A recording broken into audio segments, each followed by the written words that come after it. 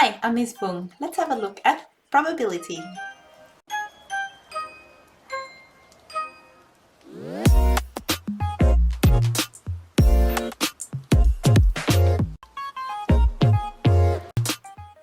Probability is the likelihood or the chance of something happening. We represent the probability of an event using either decimals, fractions, or percentages. So we can represent them in different ways to mean the same thing. The probability is always between 0 and 1. If it's 0, then we say that it's impossible. And if it's 1, then we're saying that it's certain. Right in between that, we have 0.5, which means even chance. It may or may not happen. And down below here, between 0 and 0.5, we have unlikely. And when we get closer to 1, we have likely. Just like when you check the weather report, 70% chance of rain means it's likely it's going to rain. 20% chance of rain means it's unlikely that it will rain. Remember, we can represent it as decimals, percentages, or fractions. Let's have a look at some key terms: sample space, outcomes, event, and successful outcomes. What do these words mean? I'm going to use the example of rolling our dice to explain these. So let's say we rolled a dice. Now we could roll a 1 or 2 or 3, 4, 5 or 6. Any of these rolls are called outcomes. And all of these that we've written out there, all the possible outcomes, is called the sample space. So all the numbers that we can roll. So each of these, outcomes.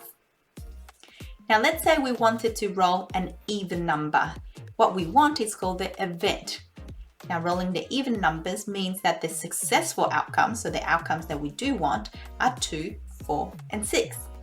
So sample space are all the numbers we can get.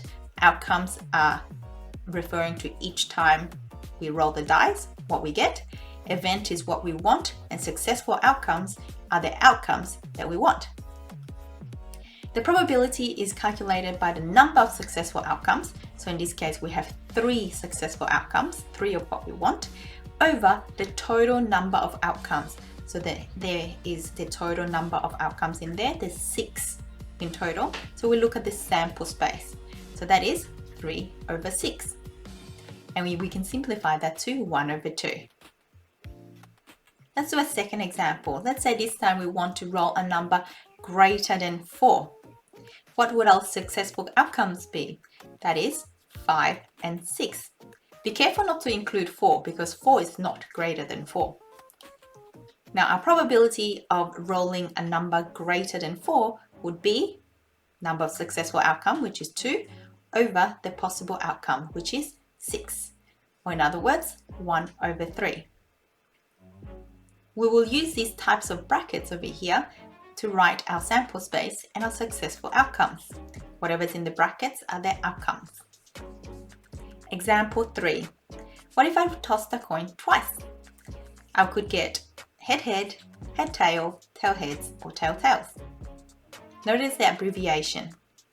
So that's our sample space. There are 4 different combinations that we could get when we toss the coin twice.